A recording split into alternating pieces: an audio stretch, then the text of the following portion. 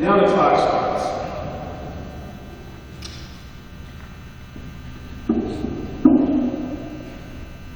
As I was thinking about what I could talk about today, I asked myself, what should I talk about, Jeff?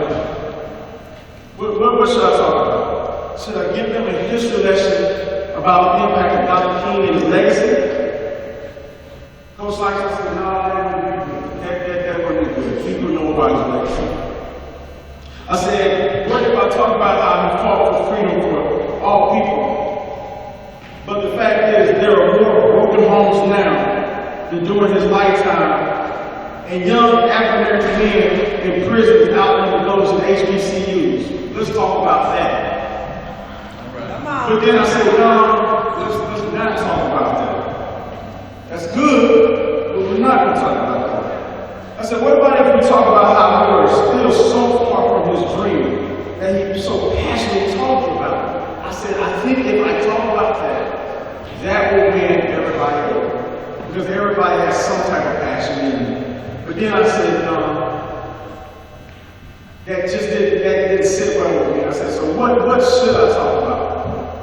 I said, what should I talk about? So I asked myself again, Jermaine, what are you going to say to me? God, give me something to talk about. And it came to me.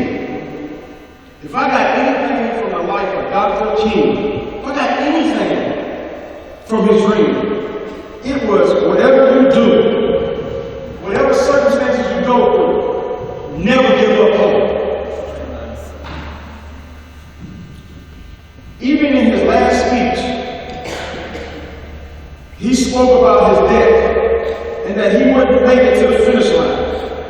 But he reminded those listening, don't give up the hope of the dream. By saying, I may not make it there with you, but one day we will get there as a people. He was encouraging us to keep up the fight. I've come here to tell someone, to at least one person, that whatever you do, never give up on the hope of your dream that God planted inside you. As I look over the life of Dr. King, I think about all the things he had to endure. Just think about it. Dr. King was jailed, his home bombed, his family was placed in great danger. If it wasn't every second, if it wasn't every day, it was almost every week. But him and the great leaders of the civil rights movement had dogs turned on them, had water hoses sprayed at them. They were spit on and hot coffee thrown in their faces. Family members were even hung and burned and being treated like wild animals. Yet they stood tall and marched towards the dream. And what's so significant about that was those who couldn't march stumbled. Those who couldn't stumble crawled. But however, they never gave up hope and they never gave up the dream. So I charge to you today, until you get to your dream, never be settled, never be satisfied, and never settle for anything less than. Yes, it will get tough, and at times it will even get rough. Yes, there will be dark days and there will be hard days.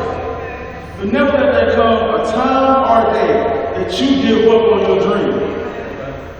I know no one in this room, everybody in this room is perfect. I know nobody has history. It's like a brand new computer, Jeff. You know, you order, the history line. I know, so I'm about to read a couple of categories here, and I just know no one here fits in this category. So, but know anybody that fits in this category, tell me should have been here to give this speech that I'm about to talk about giving up hope. See, I know we all have haters. We all have haters. What would we do without our haters?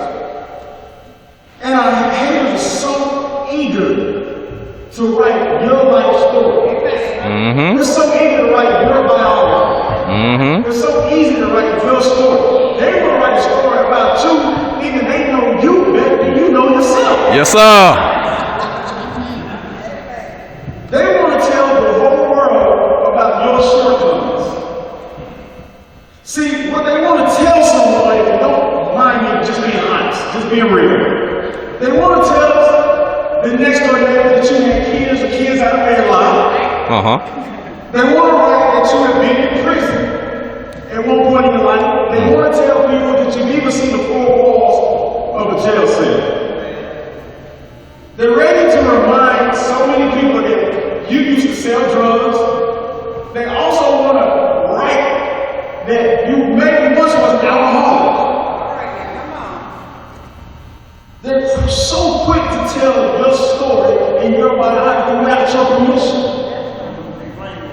Their pen is just itching to write the reminders that maybe your mother, your father wasn't this, or your father wasn't that, your mother was a drunk, your dad was out in the streets. They're just so quick to remind you of who you are, like you don't know your own story. Like you don't wake up every day, look in the mirror, and it reminds you of the scars that you had, where you came from. It's so easy to write your own story.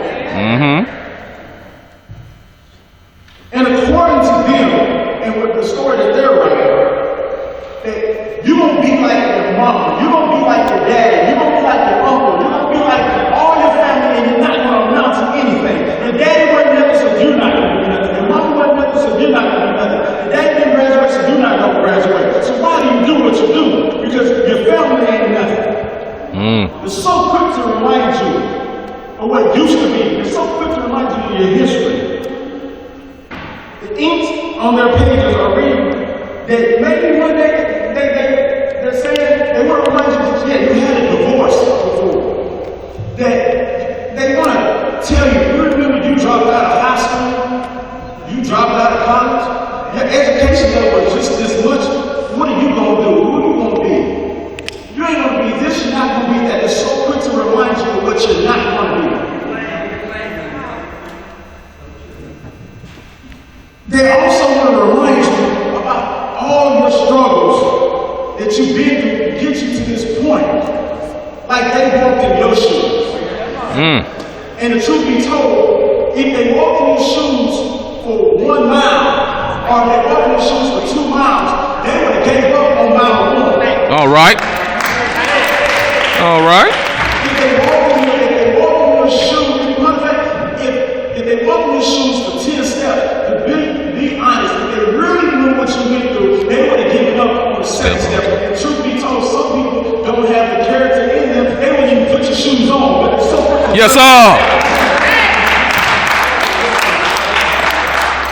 But what they fail to write is that every single time that you failed, every single time that you was ready to give up, this is what they forgot to write in the book, is that you got right back up. You kept going. Because every time they wanted to count you out, every time they wanted to turn the clock out on you, every time the world gave up on you, God said, I'm counting you in. I got purpose for you. You see, what they didn't realize is that really deep in your spirit, you have the words of the old spiritual song that your grandmother, your great-grandmother, and your great aunts used to sing. It was something like this, because I don't want Coach Snipes to laugh at me, I'm not going to sing it. But the words went, I'm not going to let no one turn me around. If they don't understand the truth, there's still birds in your spirit that what your ancestors had to sing. See, you are a person of destiny. You are a person that has purpose. You see, what some of y'all young people have to understand, what some of y'all have to understand is, when some of them are saying that you are a slacker because they don't know the story, I'm here to tell you that you are a survivor. You see, those in the civil rights movement had haters like you and I, like I talked about before. But see, their haters came in the forms of some people. I don't know if y'all know the names of Governor Wallace and Bull Connor, and a couple of police officers with holes in the streets